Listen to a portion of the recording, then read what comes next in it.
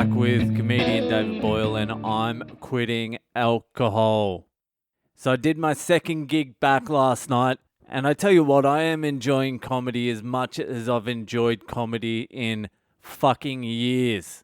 It's only 2 gigs back, and I've performed in front of probably 12 people total, and I've got no fucking material, and I don't care, and it is fucking liberating. There is really something to be said about not giving a fuck. I mean, really not giving a fuck. Not like, oh, I'm putting on an act, I'm the I don't give a fuck guy. I mean, do not care. I am totally fucking happy now if I only ever get to perform in front of 3 people again. As long as I have 3 people, a microphone, some dodgy lighting, maybe a stage. I don't even care about the stage, actually. Put me on the ground. Put me on the ground with the fucking plebs. I don't care. I'm one of them. I'm happy with that. As long as I get to say whatever the fuck I want, I'm totally at ease with that. It's fun. It's actually fucking fun. I'm just trying to think back when comedy was this fun. It definitely wasn't super fun at the start. That first year and a half, I ate shit consistently. Not even consistently. Every single time I went on stage for about a year and a half, I ate shit. Not small shit either. Big shit. So that definitely wasn't fun. Getting your first good 5 minutes is fun. You're like, hey, look at this. Look at this joke about putting ecstasy in my ass. That was the first joke I ever wrote that worked everywhere. My ecstasy in my asshole. Shelving pingers joke. I would tell you what the joke is, but I don't want to ruin the punchline just in case I get trapped somewhere and it needs to come out. Just in case I panic and I'm like, fuck. Go to the old material, Boyle. Go to the old material. Go to the classics. Fuck it, I'll just tell you. That joke's like 10 years old now. If you hear me saying that, you know I'm in fucking trouble. If I need to tell that joke again, life really hasn't worked out for me. And this was the first joke that I really ever wrote. Previous to writing jokes, I spent a year and a half just going up on stage and just letting my charisma shine through. That's what I was thinking.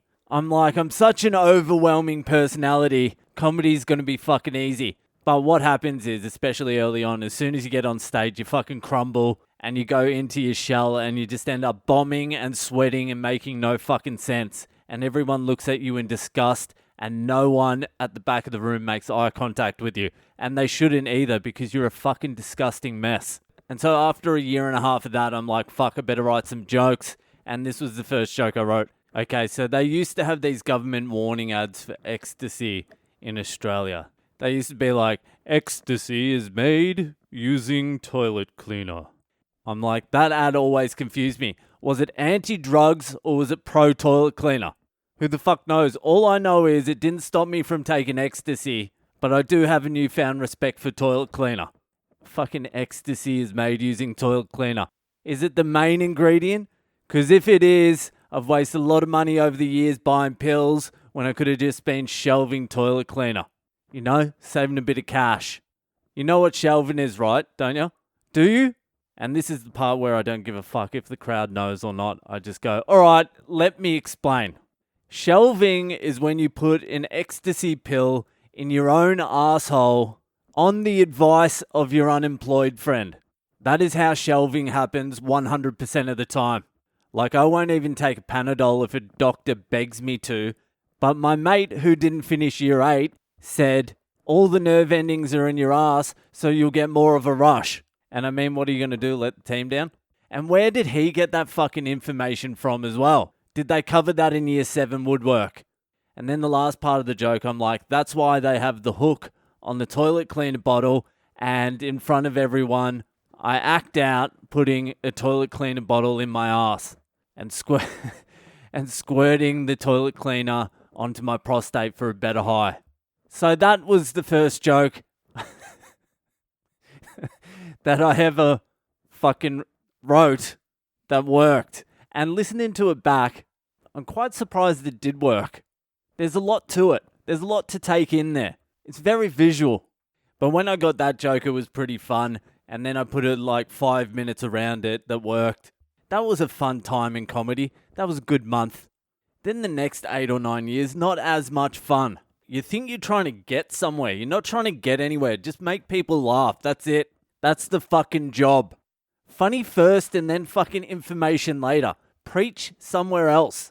The shadows are where you grow anyway. That's where you start experimenting. I'll see if this works. Oh, I'll say this fucked up shit. See how they react to that. And then eventually you'll get to a point where you've said everything and you're not scared anymore and you don't give a fuck. And then you can start to be yourself. And the last 2 gigs I've done, I think that's the most myself I've ever been on stage. Ever. I've just fucking enjoyed it. So on my first gig back, I did a podcast about it. I think it was called The Comeback. And I may have trashed a few comedians. I may have trashed them. It didn't even cross my mind that these fucking young grommet, gronk comedians could even pry themselves away from TikTok for long enough to even listen to one of my fucking podcasts to get a lesson on how to do fucking comedy. But one of them figured out I was probably going to talk about the gig we did that night and tracked down my podcast and listened to it and shared it with everyone. This cunt, he's a red nut. He calls himself the ginger package. It's disgusting. He thinks he's a hot ginger. He's the fucking ginger lolly rap. He's a barley sugar rapper. Does anyone even eat barley sugars anymore, or is that just something grandmas gave you in the early 90s? No, but seriously, everything I said in that episode, The Comeback, all that shit I talked about these young fucking comedians, I stand by it. They've got fucking problems, these cunts. Every last one of them. They're a good young crew of comedians, though. They're going to be fucking good one day. They've got serious fucking mental issues, but they will be good one day. Give it a couple of years. Let them flush a little bit of that retard out of their system. And they'll be killers. So I'm going to chuck a little bit of the stand-up I recorded last night on the end now. Just a minute or so, just so you get the feel of what's going on. And because I won't be doing this shit in 2 weeks either. All this material, or whatever the fuck I'm doing, has a very short shelf life at the moment. So here it is, and I'll see ya the fuck later.